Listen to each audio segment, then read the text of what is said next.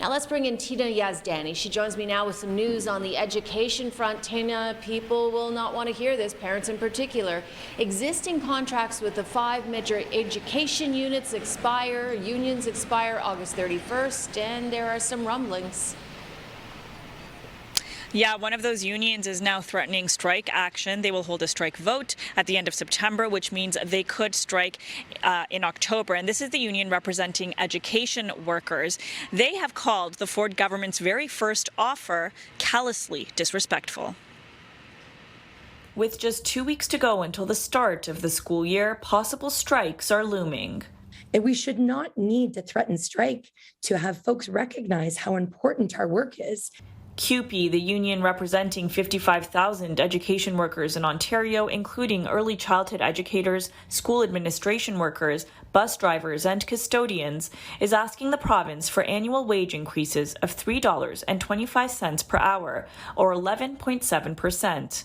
The government's first offer is far below that, a 2% raise for education workers making less than $40,000 a year, and a 1.25% raise for everyone else.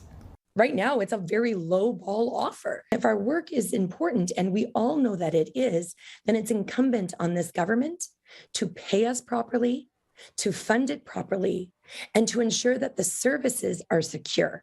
The offer comes after raises were capped at 1% for several years due to a controversial government bill.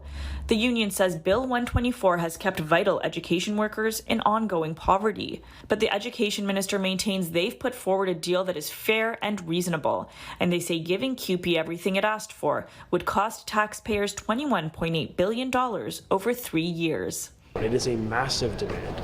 We think what we've offered is fair, and it focuses on keeping kids in school. I think today they're hearing there's a level of angst from a lot of families out there because the union is on a path to a strike, and frankly, they were on a path before they even knew about our offer.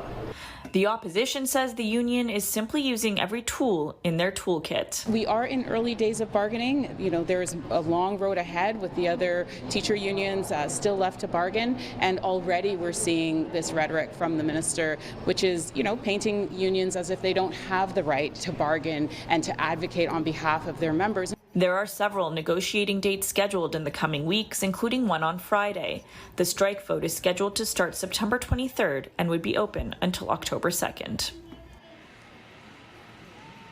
The education minister says the government will continue to negotiate in good faith, but he wouldn't answer directly when a reporter asked if there's any wiggle room in their offer. He's also refused to answer in recent weeks whether or not he would legislate workers back on the job should they decide to strike.